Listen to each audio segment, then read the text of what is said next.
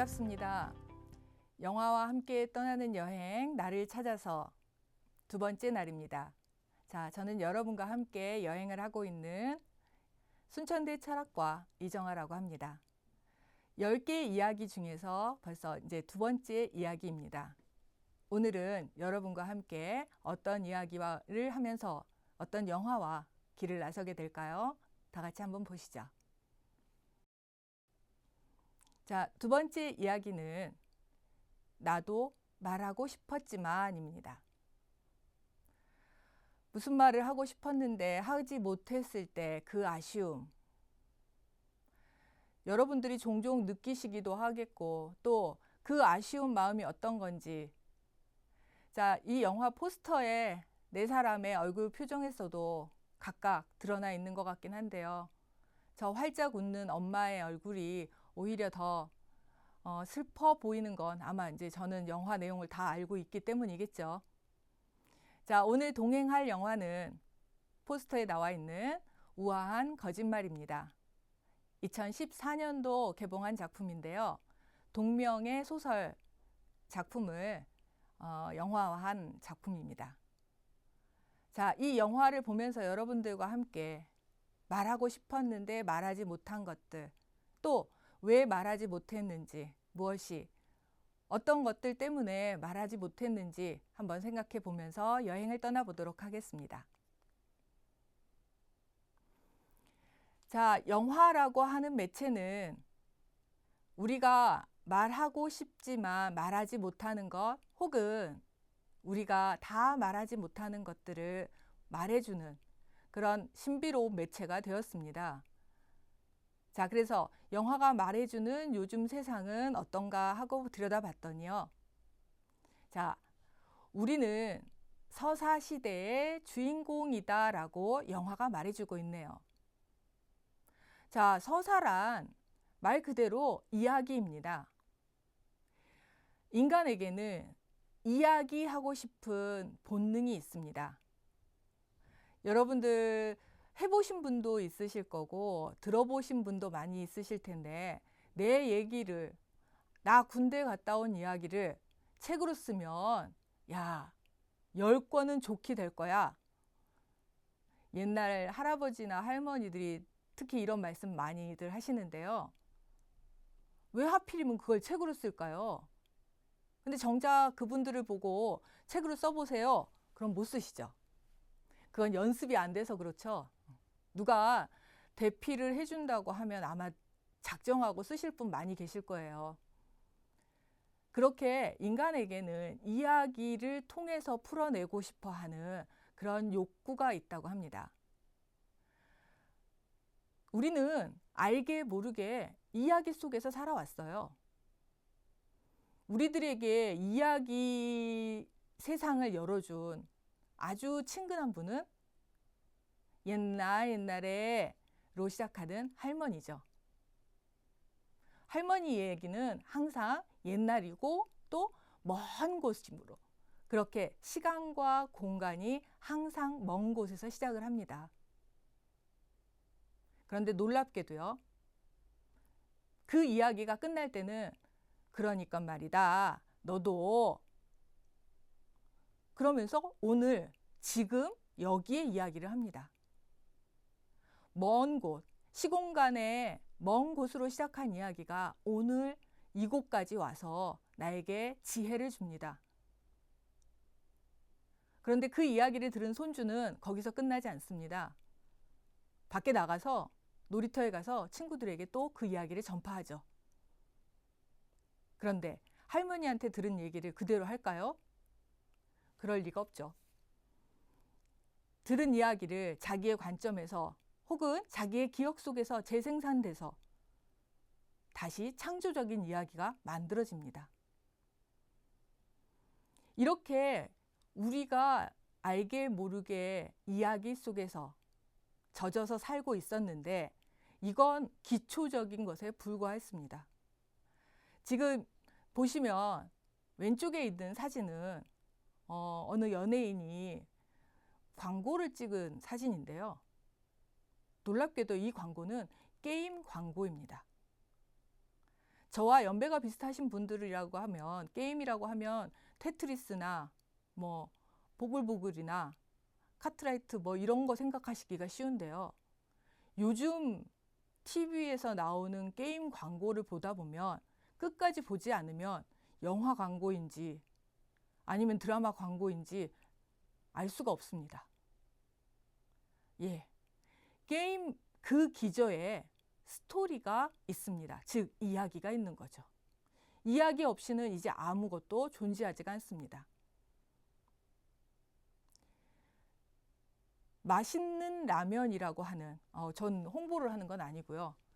삼양라면이나 오뚜기 라면이 아니라 맛있는 라면이라고 하는 서사, 이야기가 담겨 있는 제목이 있고요. 이 동네에서 머리 제일 잘하는 집이라고 하는 간판이 걸립니다. 이게 요즘 서사의 시대를 보여주는 모습입니다. 그리고 우리가 그 주인공이죠.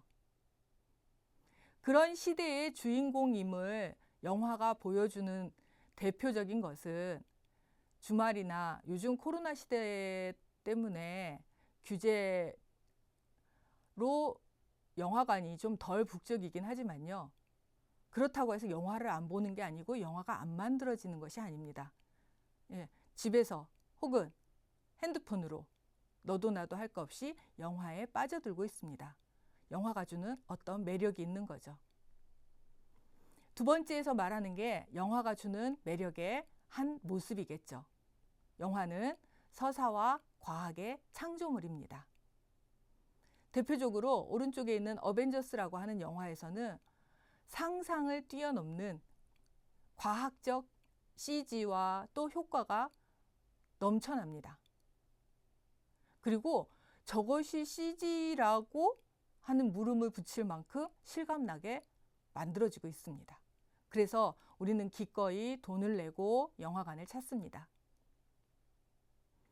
또 영화는 본능의 충족이며 끝없는 창조다.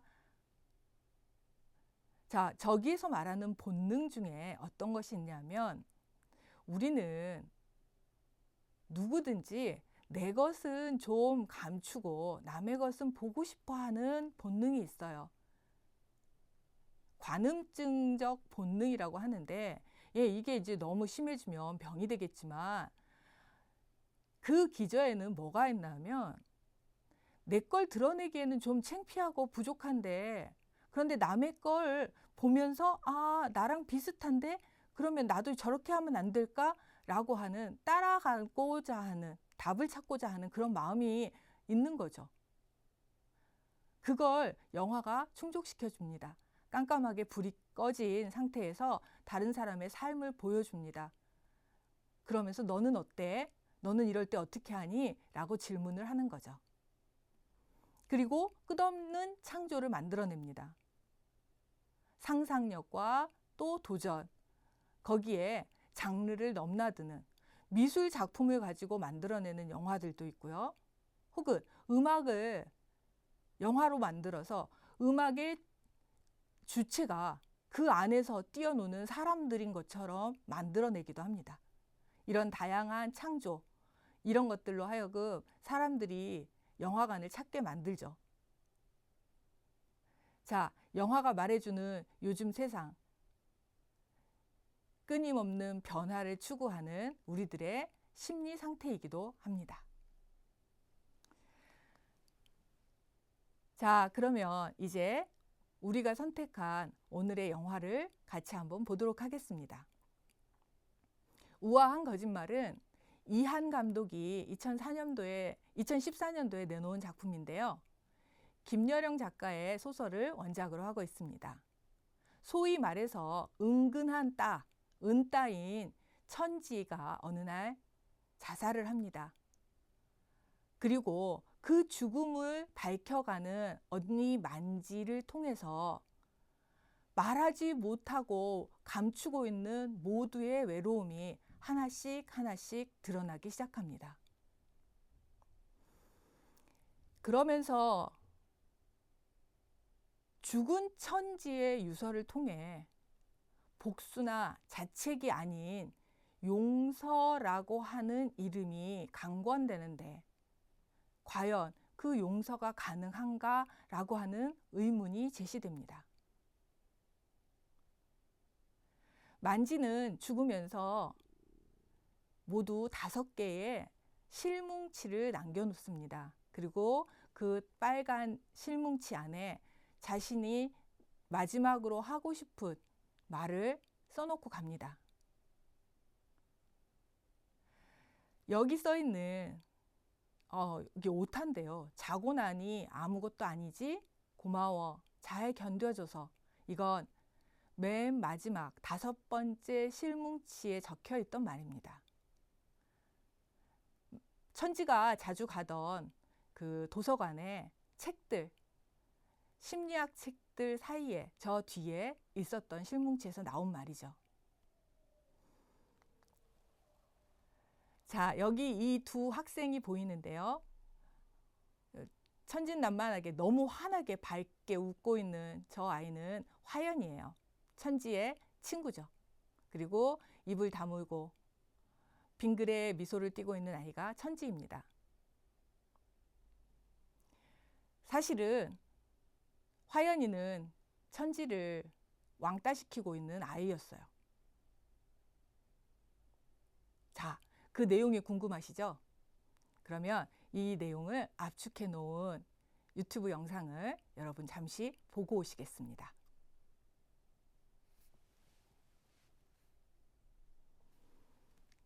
자, 영화 어떠셨나요? 전체 영화를 보고 싶은 궁금증을 만들어내시죠? 전체 영화를 보시면 눈물이 나기도 하고요. 혹은 화가 나기도 하고 또 잔잔히 웃음이 나오기도 합니다. 첫 번째 실뭉치에서 엄마에게 그런 말을 합니다. 나 없어도 잘 지내라고. 그 다음 2번째 실뭉치는 언니에게 남겨놓습니다. 언니가 부러웠다고. 그 다음 3번째는 미연이라는 친구에게 남겨놓습니다. 용기가 없어서 친구가 되고 싶었지만 자기도 왕따가 될까봐 선뜻 천지에게 다가서지 못했던 미연이에게 일침을 가합니다. 그러면서도 따뜻한 위로를 남깁니다. 그리고 4번째는 이 화연이에게 용서라는 단어를 쓰면서 아주 아픈 말을 남깁니다. 나는 가도 너는 남을 테니까. 그래서 내가 너를 용서한다고 합니다. 자, 과연 그 용서가 될까요? 저는 그 용서는 용서라기보다는 끝까지 천지가 지키고 싶었던 자존심이 아니었을까 생각해 봅니다. 천지는 본인이 왕따임을 알고 있었죠. 그러면서도 꿋꿋하게 버텨보려고 했습니다. 엄마에게 자기가 mp3가 갖고 싶다고 말했던 것처럼 끝까지 견뎌내려고 했던 거죠. 하지만 화연이의 마음도 꿰뚫고 있었던 거예요. 화연이는 사실 어쩌면 천지보다 혹은 천지만큼이나 외로웠던 거예요. 돈을 버느라고 너무 바빠서 딸에게 잘해주지 못하고 시간을 내지 못하는 부모가 화연이에게 해줄 수 있는 건 풍족한 돈밖에 없었던 거예요. 돈을 빼고 나면 천지나 화연이나 다를 게 없었던 거죠. 그런 화연이를 천지는 끝까지 안아주려고 했던 건 아닐까 하고 생각도 해봅니다. 마치 영화 마지막에서 언니가 죽지 말고 살아야 해, 내가 지켜볼 거야 라고 말하는 것처럼. 그리고 맨 마지막에 앞에서 봤던 그 말은 어쩌면 본인 자신 천지에게 스스로가 잘 버티라고 하고 싶었던 말이거나 아니면 남아있는 모든 사람들에게 그 책을 찾아온 자기와 같은 사람들에게 조금만 더 버티라고 남겨주는 메시지가 아닐까 하는 생각을 해봅니다. 영화를 보면 천지의 엄마는 화연이 집에 가서 화연이 엄마에게 화를 내고 mp3를 던집니다. 결국 그 mp3 때문에 자신의 딸이 죽었다고 생각을 하기 때문이죠. 그리고 절대로 사과하지 말라고 합니다. 사과도 용서받을 수 있을 때 해야 의미가 있다고 말하면서요. 어떻게 보면 복수를 하고 있는 것처럼 보이지만 그건 엄마 자신에 대한 자책이죠. 딸을 지키지 못했다는. 그래서 이 영화에 나오는 모든 사람들은 다 말하지 못하고 있는 그 상태인 거죠. 오직 한 사람, 천지만이 말을 하고 있는 거죠. 다만 안타까운 건 천지의 목소리로 했으면 좋을 말을 털뭉치 속에 쪽지로, 메모지로 하고 있는 거죠. 이 영화가 우리에게 전해주는 메시지는 뭘까요? 아마 더 늦기 전에 지금 아니면 하지 못할 그 말을 하라고 하는 건 아닐까 싶습니다. 조금은 무거워 보이지만 그러나 저 조그마한 소녀가 건네는 저 털뭉치를 여러분들과 함께 풀어가 보고 싶습니다.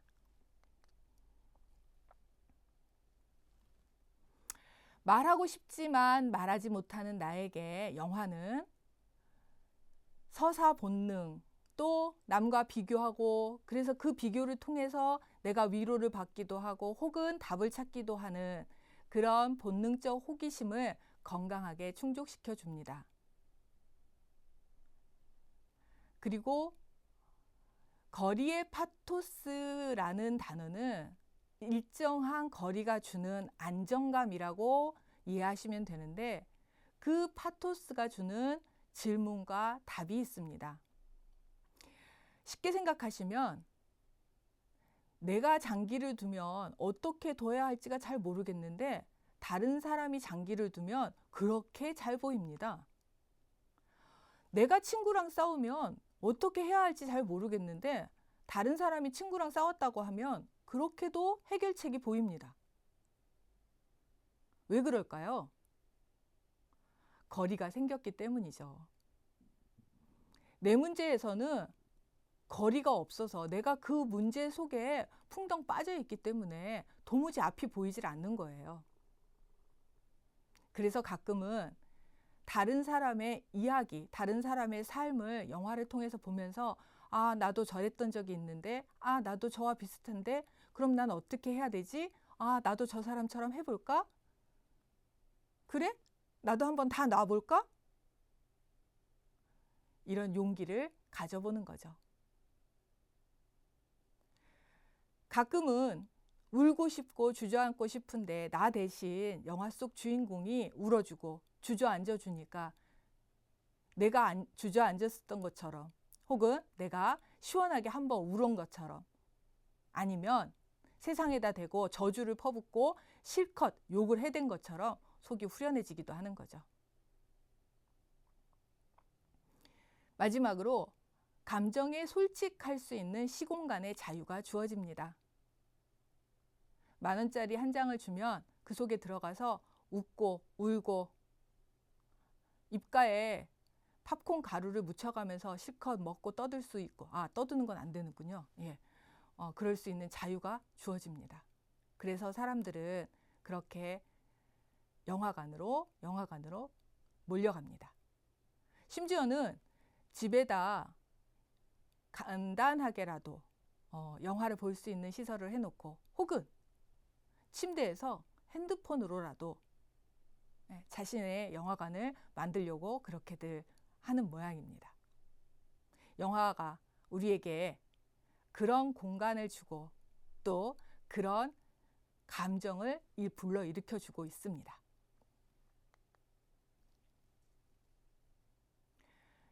자, 그래서 저는 두 번째 여행의 일기를 이렇게 정리해 봤습니다. 후회해도 괜찮아. 후회할 만큼은 자랐잖아. 아, 내가 그때 왜 그랬을까? 내가 그때 그렇게만 안 했으면 오늘 내가 이러지 않을 텐데. 내가 그때 그 주식을 사기만 했으면, 오늘 내가 이렇게 살겠어?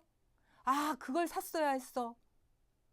혹은 내가 그때 그 결정을 내리지만 않았으면 오늘 여기서 내가 이러고 있겠어? 지금쯤, 떵떵거리고 살고 있지?